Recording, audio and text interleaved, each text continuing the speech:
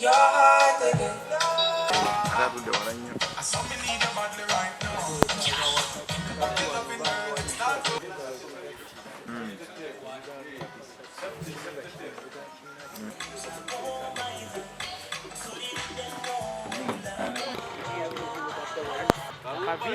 The pavilion is no more.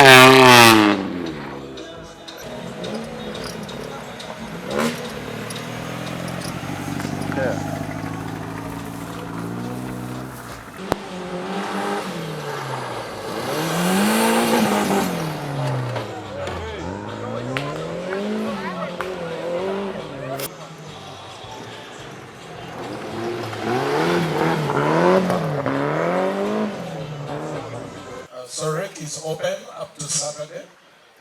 Scrutineering will be right here at Festino on Saturday. Sorry, it will be on Sunday, September 25th at 8 o'clock. It will be? Correction, it will be at Shell Mukono. Stewards meeting will be at the service park here at Festino at 10 o'clock. Publication of start list will be at 11 hours. And second stewards meeting will be after running of the cars, which will be at 2 o'clock.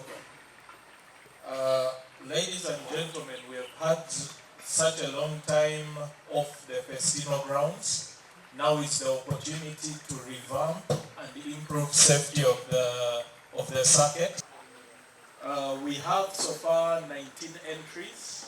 Of the 19, I can read a couple of them. There is Ajamil Kavuma with Kanakunya Mustafa, Joshua Mwanguzi with Rita Nachigozi, Haji Salim Gasemba with Peter Brown Jr., Okelo Moses with Ismail Musoke, Godfrey Chiimba, Goliath Tumwine in a buggy, Andrew Musoke in a Mitsubishi Evo 6, Rashid Makumbi with Yusuf Babu in a Subaru, Shafik Sendagire with Viola Nandono, Alan Were, Nakanwaji Kazmat. Abaze banamawulire mwebale tubeererawo ebbanga lyonna naddala okulaba nti ate tukomawo Festino City.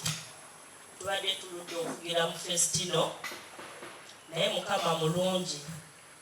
FM yo n'abavuzi ba motoka z'empaka n'abavuzi ba piki bekozeemu omulimu okulaba nti bakomawo ku Festino. Abavuzi ba piki bajja kubaawo ku Sande nga bavuga nga aba cattle raisers nga bwe tulinda ab'emmotoka okweteekateeka okutandika saketi. Abavuzi ba piki bajja kuba basanyusaamu abawagizi baabwe. Tugenda kuba n'abavuzi enamba gyenkonfaminze bali 30 naye era tujja kuba tufuna n'abalala abatwenyungako.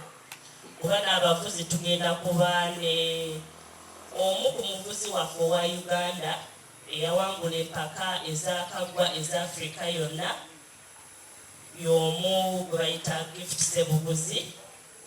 Tugenda kuba ne Fortune Center mu bannange Fortune yatandikira wano ku Festino ng'akyali baby.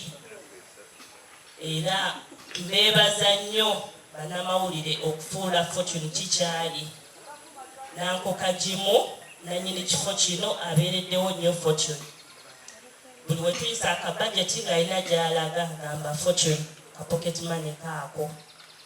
Ku bavuzi abalala tuyinawo the Omar Brothers babobo mubamanyi nnyo. Tuyina the Obote Brothers Milton and Jeje. Tuyina the Ntale Brothers, tuyina Fatu Chigundu, Tuina team captain wa Uganda Lestabli, tuina Ali Chigozi, tuina Ismail Muchibi, tuina Junju Telvin, Mawanda Jeremiah, team Mbabazi, oba team Ashraf, abamu bagimanyiga team 1-1, tugenda kuba nabo. Tuina Jason Barrows, tugenda kuba naye. Tuina team Musede, tugenda kuba nabo. N'olwekyo bannange abavuzi ba piki bagenda basanyusa. Abawagizi baffe mwenna mukeere kuba piki ze zikeera. Mukuume obudde mujje abaana babasanyuseemu. Mubadde mubamisinga nnyo naye bagenda kujja babasanyuse. N'olwekyo tubayita mujje mu bungi muwagire abaana bammwe. Ibrahim Baswa, champion wa buli mwaka ate era agenda okubeera champion wa guno omwaka. Mpita abawagizi bange mwenna kubanga eriyo bali abadde bagamba emmotoka gye zibeera wala tusobola gendayo. Kyemmanya abawagizi bange bali okuva e Kampala, Mukono, Jinja, Buyukwe, Buvuma, Katosi, Najja, Kiyindi, Nkombwe. Mwenna mujje mu Fesino kube kubo bagenda Dimpa Nganzi. Buli kye musaba kye mbakolera. Mujje mulabe bye mbadde nga nkuba bali abeeri nga mbibakubira wana waffe ewaka wennyini mu Lujja. Omulundi gwange gusoose okufuukako okulala eno era nsaba Allah subhanahu wa ta'ala asobozesa Fesino City. Ekitutte ekiseera kingi nga bali ndowooza bawummuzaamu nga federation ezitambuza emirimu gyazo. Kyesobola okubagamba nti mpunga abawagizi bange bonna abali ebwayise ewandege ya Mambule Road mujje muwagire Nasibu Pro mu Toyota Sirika 4WS 4-wheel steering era mbasuubiza nti ebintu ne bakumaanyi Allah subhanahu wa ta'ala banaaba bansobozesezza nteeka okubaako nange n'obuwanguzi bw'enkaala. Guzi champion wa Afrika kati n'abavuzi abalala bonna bagenda kubeera wano. Tumanyi nti abantu bangi abagenda okujja kubanga Mukono badde batubuuza buli kaseera lwaki emmotoka z'empaka tezikomoka tuzikomezaawo.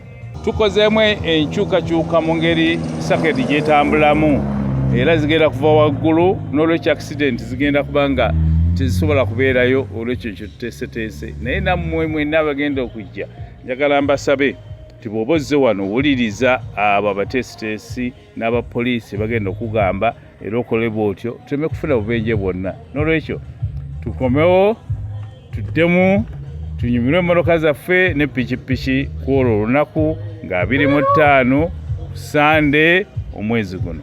Era nga turekomendinga ebifo ebigenda okukyukamu.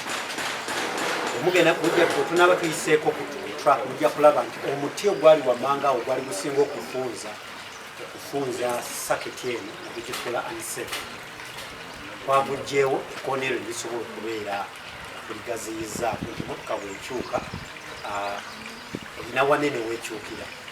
Tujja kulaba nti ne sayidi eno fandi we baakuŋŋaaniranga walinga paviliyoni nabo twasenzeewo wali paviliyoni tegeeza abafandi abasinga tugenda bakuumiramu islands.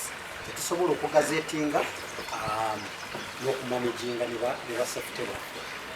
Naye era n'ekirala nti kuva PAL bwe yatandika twatandika kampeyini y'okuinvolvinga abantu betubadde ku poliisi bafansi okuba nti nabo batandika okutegeera nti ekintu ekikwatagana ne safety kibakwatako nga bo bennyini